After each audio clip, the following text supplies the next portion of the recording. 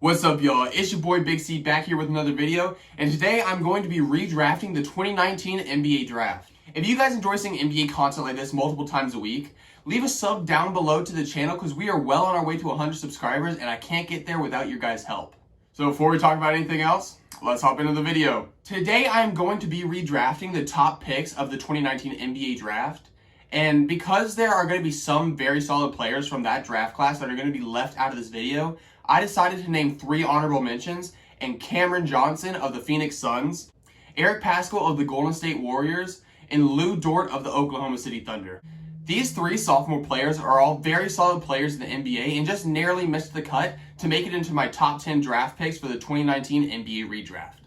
Coming in at number 10, we have the Atlanta Hawks, who originally selected Cam Reddish out of Duke with this pick, and I have them redrafting a different player, and Brandon Clark, who was originally selected by the Memphis Grizzlies.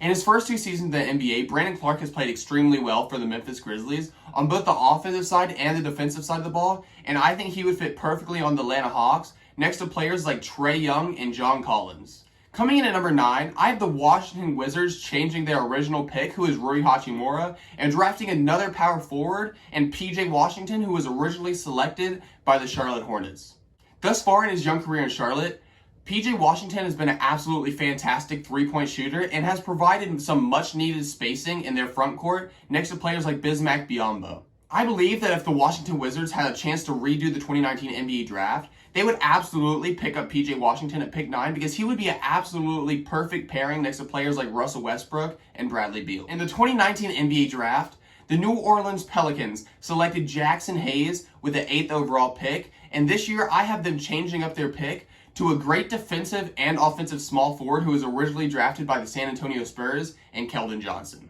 Keldon Johnson had a very inconsistent rookie campaign last year in San Antonio, but this year he has been given much more room to grow for the Spurs and has been one of their best players this season on both offense and defense. And I think that the New Orleans Pelicans could use a wing defender next to players like Zion and Brandon Ingram. Coming in at number 7, I have the Chicago Bulls sticking with their original pick at number 7 in the 2019 NBA Draft, and Kobe White. Throughout the first 2 years of his career, Kobe White has had some games where he just looks like the next franchise point guard of the Chicago Bulls, but then he'll come out the next night and look like he's better suited as a backup point guard, which makes him a very confusing pick. But I still believe if the Chicago Bulls had the chance to pick again, they would stick with their original pick in the point guard Kobe White because of how young he is and how much great potential he has shown over and over again. Coming in at number 6, the Minnesota Timberwolves originally selected Jarrett Culver, who just hasn't panned out for them, but this time I have them selecting a point guard to play next to players like D'Angelo Russell and Karl-Anthony Towns, and Darius Garland, who was originally selected by the Cleveland Cavaliers.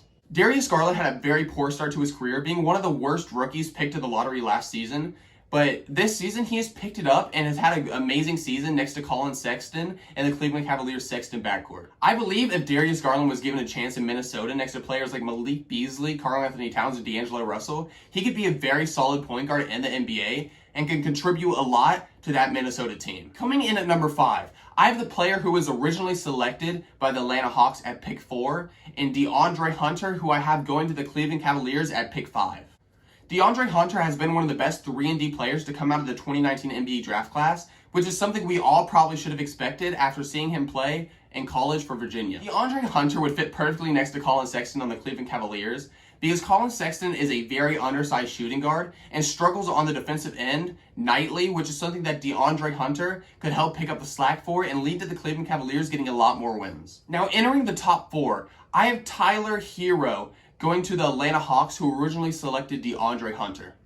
Last year for the Miami Heat, especially in the playoffs, Tyler Hero was just absolutely phenomenal and contributed a lot to that team and was a large part of the reason that that team made it to the NBA Finals. After last season, I would easily have Tyler Hero at number 3 on this list, but because of Tyler Hero's step back for the Heat this season and the player above him resurgence for their respected team, I have to have Tyler Hero here at number 4, although he is undoubtedly a top 4 player in this draft class and will contribute a lot to a team like Atlanta. Now, entering the top 10, I have the same 3 picks that were selected on draft night in 2019, starting off with RJ Barrett being selected by the team that originally picked him in the New York Knicks.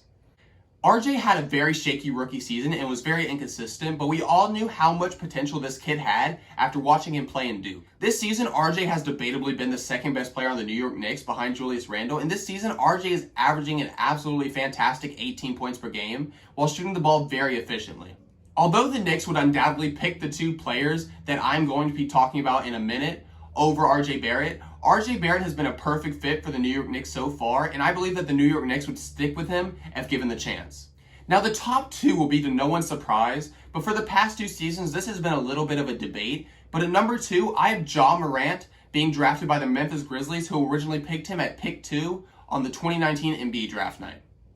Ja Morant has some of the highest potential in the NBA and has the chance to be the best point guard in the league one day. And after his Rookie of the Year campaign last year, he is still continuing to be an absolutely fantastic point guard for the Grizzlies this season, although they haven't been winning very many games because they have been an injury-prone team this year, and players like Jaren Jackson Jr. haven't even set foot on the floor this season. Now, coming in at number 1, you guys all guessed it. You guys knew who I was going to have here, and the power forward out of Duke, Zion Williamson, going to the New Orleans Pelicans, who originally selected him at pick number 1. Zion is just an absolute unit and is living up to the hype that he was given in college and is averaging around 25 points per game this season, even next to amazing scorers like Brandon Ingram on his team. Although Zion has a very large frame, he's still one of the most athletic and strongest players that we've ever seen in the NBA and contributes highlight dunks every night along with amazing feats of athleticism and has led the New Orleans Pelicans to being one of the most fun teams to watch in the NBA. Okay guys, I hope you guys enjoyed the video. Let me know down in the comments below who you guys would have at number 1 on this list between Zion Williamson and Ja Morant. If you guys enjoy seeing NBA content like this multiple times a week, leave a sub down to the channel below because we are well on our way to 100 subscribers. If you guys want me to do another redraft like this, let me know down in the comments below which draft class you would want me to redraft, or if you just want me to do it in chronological order and go to 2018 next. I'll see you guys next time, but for now, this is your boy Big C.